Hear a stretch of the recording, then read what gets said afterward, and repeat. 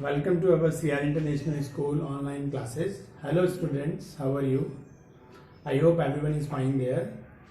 And now we are going to start our today's topic. Our today's topic is mechanism of redox reaction and the second topic is Faraday law of electrolysis. तो चलिए बेटा हम पहले first topic की बात करते हैं कि मैकेनिज्म तो सीखने से पहले हमें बात करनी पड़ेगी बेटा रिडॉक्स रिएक्शन के रिगार्डिंग। और ये सब आप लोग बेटा जो हमारा +1 में एक चैप्टर था रिडॉक्स रिएक्शन, ठीक है, मैंने आपसे कहा भी था जब आप रिडॉक्स पढ़ रहे थे कि इस चैप्टर का जो बेसिक्स है वो +2 में इलेक्ट्रोकेमिस्ट्री चैप्टर के बेसिक्स बन जाएगा, कोई अगर याद आ रहा हो तो वही सेम चीज़ है। तो मैकेनिज्म बताने से पहले क्या क्या चीज़ें आपको पता होनी चाहिए मैं पहले मेंशन कर देता हूँ कि रिडॉक्स रिएक्शन होता क्या है। सबसे पहली चीज़ है ना, इसमें काम आएगा क्या, ऑक्सीडेशन का कॉन्सेप्ट है ना, आपका काम आएगा रिडक्शन का कॉन्सेप्ट, ठीक है, ये चीजें आपको पता होनी चाहिए। और एक ऑक्सीडेशन हाफ रिएक्शन और एक रिडक्शन हाफ रिएक्शन, ये बेसिकली मैकेनिज्म में काम आएगा। दोनों लास्ट के पॉइंट की बात बाद में करेंगे, पहले इन्हीं बेसिक चीजों की बात कर लेते हैं, ठीक है नहीं। तो ये सब आप जानते हो आप बेटा +1 में भी, क्या 10th में, इवन 10th का जो फर्स्ट चैप्टर है हमारा chemical reaction in chemical equation, उसमें भी एक टॉपिक आता है रिडॉक्स रिएक्शन। तो आप सभी जानते हैं the reaction in which reduction and oxidation both are occurs simultaneously in a same time. ऐसी रिएक्शंस जिसमें ऑक्सीडेशन और रिडक्शन दोनों एक साथ होता है। किसी एक रिएक्टेंट का क्या होता है, ऑक्सीडेशन होता है, तो दूसरे रिएक्टेंट का क्या होता है बेटा, रिडक्शन, ठीक है। और इस तरीके से जो ये रिएक्शन हमारी क्या कहलाती है बेटा, redox reaction. Is it clear? ठीक है, तो ये आप सब जानते हो, ठीक है। ऐसी रिएक्शन जिसमें ऑक्सीडेशन रिडक्शन दोनों एक साथ हो, दैट वो रिएक्शन हमारी क्या है, रिडॉक्स। उसके बाद हम आते हैं ऑक्सीडेशन पे, तो हम सीधे ओल्ड कॉन्सेप्ट, वैसे तो क्या है ऑक्सीडेशन का भी बेटा हमारे पास क्या है, एक ओल्ड कॉन्सेप्ट है, ठीक है, और एक हमारे पास बेटा मॉडर्न कॉन्सेप्ट है। तो ओल्ड कॉन्सेप्ट बेटा आप जानते हो वो किस पर बेस्ड है, वो हमारा हाइड्रोजन और ऑक्सीजन पे बेस्ड है। और जो मॉडर्न कॉन्सेप्ट है बेटा वो इलेक्ट्रॉन पे बेस्ड है, ठीक है नहीं। तो मैं ओल्ड कॉन्सेप्ट आपको वर्बली बता देता हूँ और बाकी ये ऑक्सीडेशन रिडक्शन का पूरा ही कॉन्सेप्ट, जैसे आप जानते हो ओल्ड कॉन्सेप्ट में हम क्या कहते हैं, एडिशन ऑफ ऑक्सीजन। अगर कोई सब्सटेंस है उसमें ऑक्सीजन ऐड हो रही है, ठीक है नहीं, है ना, जैसे Na मान लीजिए फॉर एग्जाम्पल, और Na ने ऑक्सीजन को ऐड करके क्या बनाया, Na2O बनाया। Is it clear? तो आपका ये यहाँ पे बैलेंसिंग करते टाइम ये फॉर्म है। तो सोडियम में ऑक्सीजन का ऐड हुआ तो सोडियम का क्या हो गया, यहाँ पे ऑक्सीडेशन हो गया। Is it clear? या किसी सब्सटेंस से हाइड्रोजन रिमूव हो जाए तो उसका क्या हो गया, तो एडिशन ऑफ ऑक्सीजन या फिर रिमूवल ऑफ हाइड्रोजन, ये दोनों ही चीजें क्या होती हैं, ऑक्सीडेशन। और इनका अपोजिट एडिशन ऑफ हाइड्रोजन और रिमूवल ऑफ ऑक्सीजन, ये क्या होता है, रिडक्शन होता है। ये आप जानते हैं, ठीक है। अब हमारा मॉडर्न कॉन्सेप्ट क्या है ना, लॉस ऑफ इलेक्ट्रॉन। अगर कोई भी सब्सटेंस जैसे मेटल्स है, मेटल्स इलेक्ट्रॉन का लॉस करती हैं, तो मेटल्स का क्या होता है, हमेशा रिडक्शन होता है, ठीक है। और नॉन मेटल्स इलेक्ट्रॉन को गेन करती हैं, है ना, तो गेन ऑफ इलेक्ट्रॉन आपका क्या कहलाता है बेटा, है ना, जैसे मेटल्स हैं, है ना, मेटल्स आपके इलेक्ट्रॉनों को लॉस करती हैं और नॉन मेटल्स आपके पास क्या करती हैं बेटा, इलेक्ट्रॉनों को शेयर भी करती हैं। और अगर कोई इलेक्ट्रॉन देने वाला मिल जाए तो नॉन मेटल्स ले, जैसे Na को Cl को Na मिल गया, Na ने लॉस किया, Cl ने गेन किया। H से Cl मिला तो H ने दिया नहीं, उसने उससे शेयरिंग करी तो शेयर करती है। तो non metal having two type of working, one is gain of electron and second one is loss of electron. वो sorry, non metal having two type of working, one is gain of electron and second one is share of electron, and metal having the single working, loss of electron. Is it clear? तो modern concept है हमारा loss of electron. चलिए, तो मैं देखो एक ऐसे reaction से आपको ये समझाने की कोशिश करता हूँ, ध्यान से देखिएगा। जैसे हमारे पास क्या है, एक रिएक्शन है जिंक प्लस HCl, अब ये भी आप 10th क्लास में पढ़ के आते हो रिएक्शन, ठीक है। तो हमारे पास क्या है, ये दोनों मिलके क्या बना देते हैं, जिंक और Cl मिलके ZnCl2 और हाइड्रोजन गैस लिबरेट हो जाती है। जब हम इसको बैलेंसिंग करते हैं, इधर 2 जिंक 1 Cl2, तो हमने इसको 2 किया, इसे 2 करते हैं H2 पहले से, तो दैट इज रिएक्शन। अब इसकी मैकेनिज्म ये हुई कैसे बेटा, अब हम उस पर बात करते हैं, ठीक है। तो देखिए बात करते हैं पहले हम किस पे, जैसे जिंक है, 1 by 1 हम इन दोनों रिएक्टेंट्स को लेते हैं, ठीक है। तो देखो जिंक है, जिंक का काम क्या है, ये मेटल है, इसने 2 इलेक्ट्रॉनों का लॉस किया, ठीक है। तो ये क्या बन गया, जिंक 2+। भाई जिंक का काम क्या है, मेटल है, इलेक्ट्रॉन को लॉस करती है, जिंक ने 2 इलेक्ट्रॉन लॉस कर दिया और जिंक आयन बन गया। बुक में बेटा ये रिएक्शन इस टाइप से ना मिलके क्या मिलती है, देखो Zn और Zn2 प्लस, और ये 2 इलेक्ट्रॉन इधर की जगह यहाँ मिलते हैं, तो जब ये जो माइनस है इधर जाएगा तो क्या बन जाता है, वो प्लस। भाई देखो ये तो इलेक्ट्रॉन का चार्ज का सिंबल है, चार्ज हमेशा माइनस है तो वो माइनस ही रहेगा, लेकिन इधर ये माइनस वाले हैं, तो ये कॉन्सेप्चुअल है कि जिंक ने 2 इलेक्ट्रॉन को लॉस करा, निकाला, तो हमने 2 इलेक्ट्रॉन निकालते हुए दिखा दिया और क्या बन गया, वो जिंक है। लेकिन इलेक्ट्रॉन हमेशा पॉजिटिव में दिखाई जाती है, इसलिए इसको उठा के इधर की तरफ बुक में ये मिलती है। कॉन्सेप्चुअल ये है और रिटन फॉर्म में ये है। तो एक रिएक्शन तो हमारी ये हुई, समझ में आ गया। अब और दूसरी रिएक्शन क्या है बेटा, HCl की।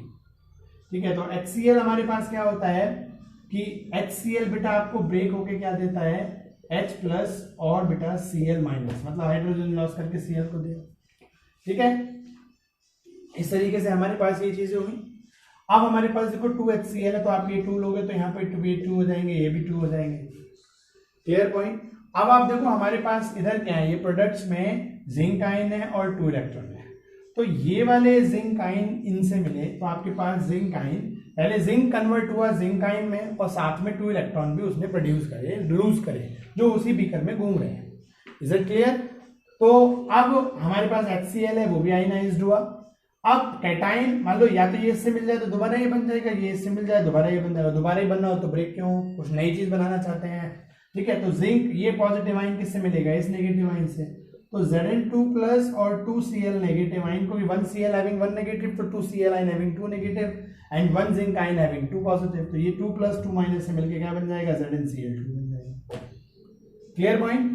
और ये वाले बेटा इलेक्ट्रॉन किन से मिल गए, जैसे 2H प्लस है, इन पे 0 1H प्लस मतलब इस पे एक भी इलेक्ट्रॉन नहीं है, 2H प्लस मतलब 2 हाइड्रोजन आए हैं, उनको 2 इलेक्ट्रॉन की नीड है न्यूट्रल होने के लिए, तो 2 इलेक्ट्रॉन नहीं मिल गए जो जिंक ना लॉस करे। तो हमारे पास क्या हुआ, ये दोनों मिलके क्या बन जाएंगे, देखो H और H मतलब मिलके क्या बन गया आपका H2। अगर मैं इन चारों इक्वेशंस का कॉम्बिनेशन बनाऊं बेटा सबका, तो आप देखो प्रोडक्ट साइड है जिंक आयन, इधर रिएक्टेंट साइड। ठीक है, ये 2 इलेक्ट्रॉन ये रहे, ये 2 इलेक्ट्रॉन ये रहे, रिएक्टेंट प्रोडक्ट कर जाते हैं ना आपस में, 2H इधर प्रोडक्ट है, इधर रिएक्टेंट है, 2Cl इधर ये है, इधर ये कट गए। हमारे पास क्या बचा, जिंक प्लस आपके पास बचे बेटा 2HCl और इक्वल टू क्या हो गया, ZnCl2 प्लस H2। तो देखो वही इक्वेशन आ गई जो ऊपर थी। क्लियर है पॉइंट। तो आप देखो यहाँ पे क्या हुआ, जिंक ने क्या किया, लॉस ऑफ इलेक्ट्रॉन किया, समझ में आपके, और वहीं पे H पॉजिटिव आयन ने क्या किया, इलेक्ट्रॉन। अब आप देख रहे हो यहाँ पे क्या हो रहा है, गेन ऑफ इलेक्ट्रॉन, इसमें गेन ऑफ इलेक्ट्रॉन हो रहा है, तो हाइड्रोजन आयन क्या कर रहे हैं, इलेक्ट्रॉन को गेन कर रहे हैं, मतलब यहां तो हुआ आपका रिडक्शन। तो ये रिडक्शन हाफ रिएक्शन है, अगर रेडॉक्स में आधी रिएक्शन रिडक्शन होगी और आधी रिएक्शन क्या होगी, ऑक्सीडेशन। तो यहाँ पे क्या हुआ, देखो इस रिएक्शन में हाइड्रोजन आयन ने इलेक्ट्रॉनों को गेन किया, मतलब इनका रिडक्शन। और देखो इसमें क्या हो रहा है, हाइड्रोजन आयन इलेक्ट्रॉनों को लॉस कर रहे हैं या लॉस ऑफ इलेक्ट्रॉन हो रहा है। ठीक है, तो इसमें क्या होता है, ऑक्सीडेशन।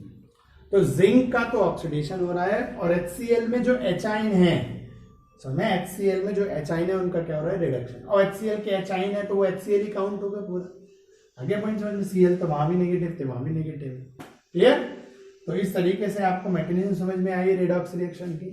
एक्चुअली ये थोड़ी बहुत काम आएंगी आगे की बेसिक कई जगह, क्योंकि पूरा चैप्टर इलेक्ट्रोकेमिस्ट्री में क्या है, कोई एटम इलेक्ट्रॉन को लॉस करेगा दूसरा गेन करेगा, तो सारा यही चलता रहेगा। कोई लॉस तो आपको ये पहचानना आना चाहिए, किसने लॉस किया, किसका रिडक्शन हो रहा है, किसका ऑक्सीडेशन हो रहा है।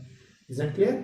चलो अब बेटा देखो हम बात करते हैं, आज से हमारा पहला टॉपिक क्लियर हुआ आपका कि भाई देखो कोई रिएक्शन है तो इसमें ये लॉस कर रहा है इलेक्ट्रॉनों का, और इसमें जो H पॉजिटिव है इसके लूज करे हुए इलेक्ट्रॉन H प्लस ने गेन करे और ये हाइड्रोजन में कन्वर्ट हो गए। आगे समझ में, तो इसका रिडक्शन हुआ, इसका ऑक्सीडेशन हुआ।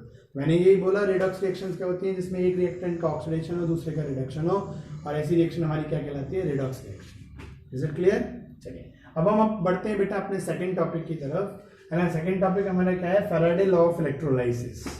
तो सेम चीज जैसे यहाँ मैकेनिज्म बताने से पहले मैंने आपको क्लियर किया कि ऑक्सीडेशन क्या होता है, रिडक्शन क्या होता है, तब आपको ये मैकेनिज्म क्लियर हुई। ऐसे ही फैराडे के लॉ पढ़ने से पहले बेटा हमें ये तो पता होना चाहिए इलेक्ट्रोलाइसिस क्या होती है। जब इलेक्ट्रोलाइसिस पता होगी तभी तो हम उस पर लॉ अप्लाई कर पाएंगे, फैराडे के जो लॉ हैं। क्लियर है। तो पहले मैं आपको फर्स्टली क्लियर करता हूँ क्या है ना, what is electrolysis.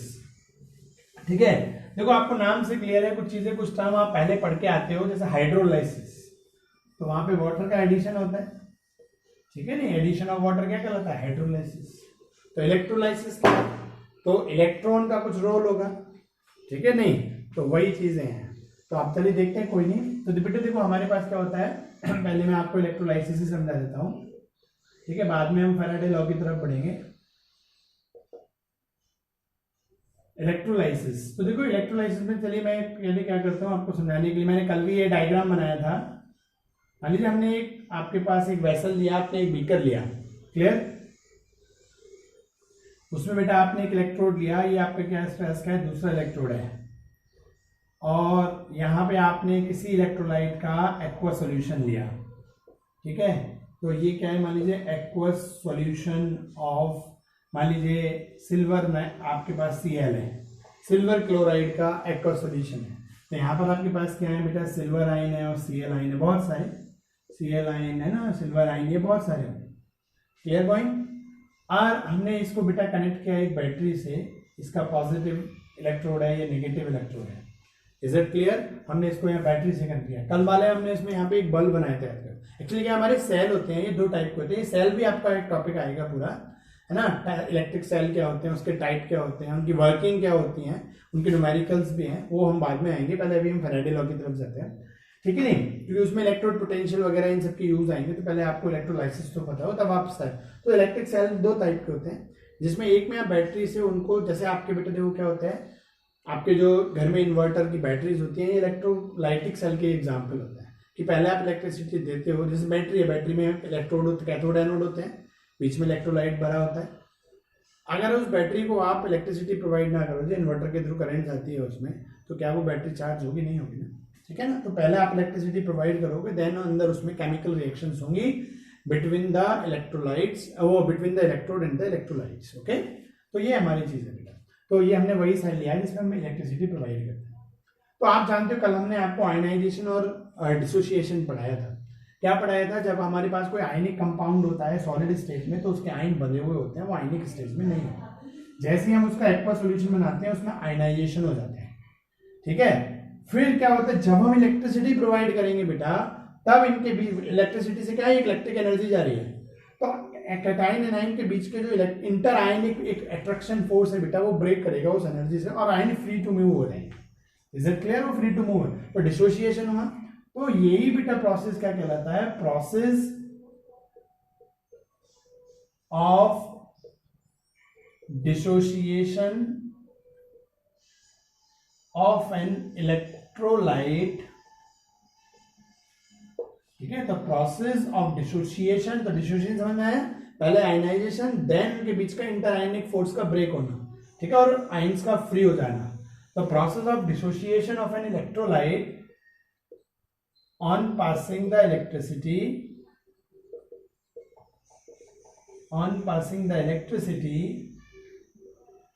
in the aqueous solution of an electrolyte, or either aqueous solution of an electrolyte or molten state of electrolyte। मतलब इलेक्ट्रोलाइट को आपने यहाँ पे इतना हीट किया कि वो मेल्ट हो गया, उसमें भी आयंस फ्री हो जाते हैं, बीच का फोर्स टूट जाता है। तो या तो मोल्टन स्टेज ऑफ इलेक्ट्रोलाइट या एक्वस सॉल्यूशन ऑफ इलेक्ट्रोलाइट में जब आप इलेक्ट्रिसिटी को पास करोगे, तो उसके डिसोसिएशन, इलेक्ट्रोलाइट का डिसोसिएशन हो जाने का जो प्रोसेस होता है, वो हमारा क्या कहलाता है बेटा, इलेक्ट्रोलाइसिस कहलाती है। ये क्लियर हुआ आपको, कोई दिक्कत? चलिए बेटा, अब हम इससे आगे बढ़ते हैं, इसकी चीजें। अब हम फैराडे लॉ की, पहले बात पे लॉ तो तब बताएंगे ना कि जब हमें पहले इलेक्ट्रोलाइसिस बताओ, हमारा इलेक्ट्रोलाइसिस क्लियर हो गया। अब हम बात करते हैं फैराडे लॉ की। चलिए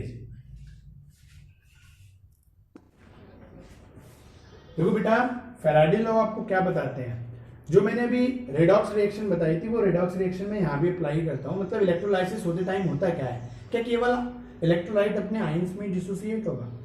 पहले तो वो आयन में डिसोसिएट होगा, लेकिन आप जानते हो आयन कैटाइन होते हैं या एनाइन, जो क्या होते हैं, इलेक्ट्रॉन डेफिशिएंट होते हैं। कौन? कैटाइन। और एनाइन क्या होते हैं? इलेक्ट्रॉन एफिशिएंट होते हैं।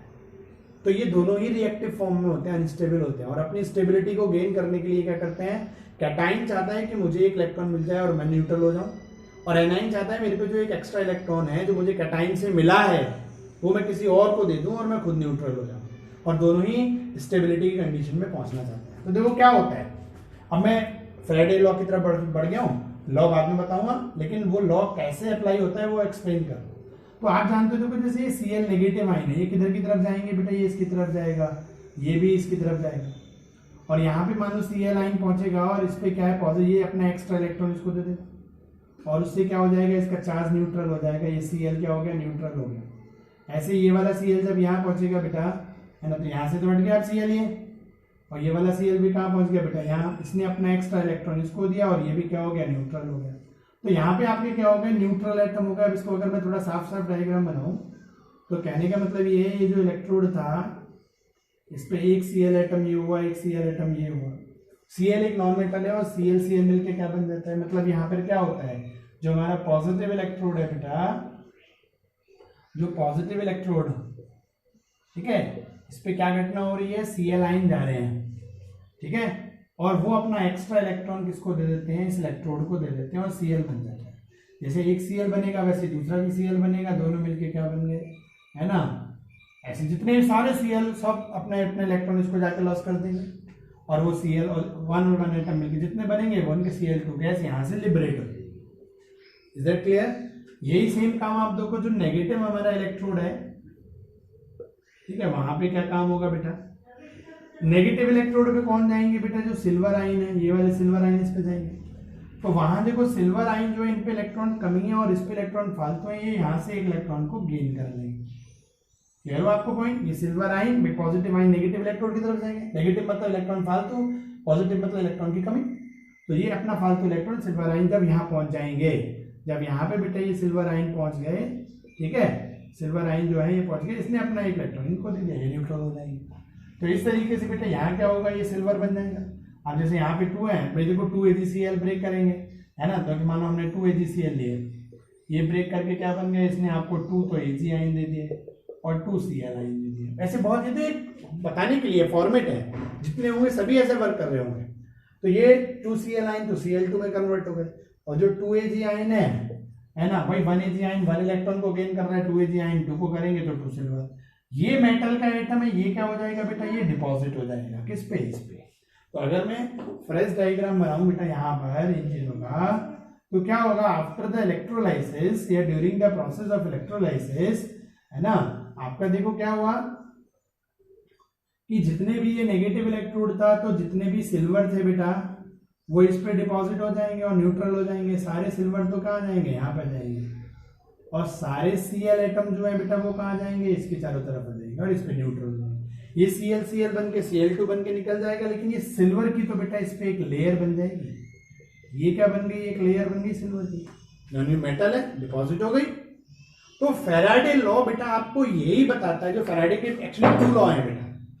तो जो हमारा first law of Faraday electrolysis है, मतलब Faraday's first law of electrolysis, वो बेटा आपको यही बताता है कि जब हम किसी इलेक्ट्रोलाइटिक सेल में या किसी इलेक्ट्रोलाइसिस के प्रोसेस के ड्यूरेशन में जब हम किसी इलेक्ट्रोलाइट इलेक्ट्रिसिटी पास करते हैं, तो क्या होता है, कितनी मेटल आपके नेगेटिव इलेक्ट्रोड पर डिपॉजिट होती है, what mass of the metal is deposited on the negative electrode. Negative electrode कौन सा कहलाता है बेटा, आपका कैथोड, ठीक है। तो किसी इलेक्ट्रोलाइसिस प्रोसेस में जब हम इलेक्ट्रिसिटी पास करते हैं, तो इलेक्ट्रोलाइट डिसोसिएट होके कितनी ग्राम मेटल से ये आपके कैथोड पर डिपॉजिट होती है। यही फर्स्ट लॉ ऑफ फैराडे बताता है आपको, ठीक है। अब देखो, अब वो हम अब इलेक्ट्रिसिटी मतलब चार्ज, कितना चार्ज लेके, चार्ज किस में काउंट करते हैं हम, कूलम में, आता क्या। तो कितने चार्ज को लेने के बाद कितनी ग्राम मेटल डिपॉजिट होगी, अब हम उस डेरिवेशन पे जाएंगे जो फैराडे के फर्स्ट लॉ का डेरिवेशन है। चलिए, ये तो मैंने आपको मैकेनिज्म समझा दी कि इलेक्ट्रोलाइसिस क्या होती है और इलेक्ट्रोलाइसिस में ही कैसे फैराडे लॉ छुपा हुआ है, क्या रिलेट है, मतलब फैराडे आपको बताते हैं क्या। तो आपको क्लियर हुआ कि फैराडे लॉ क्या बताता है, डिपोजिशन ऑफ द मेटल, है ना, on the cathode on passing the electricity in the aqueous solution of the electrolyte. मतलब किसी इलेक्ट्रोलाइट के एक्वा सॉल्यूशन में इलेक्ट्रिसिटी के पास करने पर कैथोड पर कितने ग्राम मेटल डिपॉजिट होती है, it can be calculated by the Faraday's first law of electrolysis. चलिए अब हम उस डेरिवेशन पे मास और विटाम चार्ज के रिलेशन वाला जो फैराडे फर्स्ट लॉ का डेरिवेशन है, ये तो हमने आपको प्रिपरेशन बताई, मतलब इंट्रोडक्शन बताया। फैराडे लॉ है क्या, हम पता है क्या करते हैं उससे, कैसे करते हैं, कितनी मेटल वो अब लेते हैं, उसका डेरिवेशन आप कराते हैं। ठीक है, चलिए बेटा, तो मैं ये पूरा क्लियर कर देता हूं। यहां तक तो सारा क्लियर है आपको।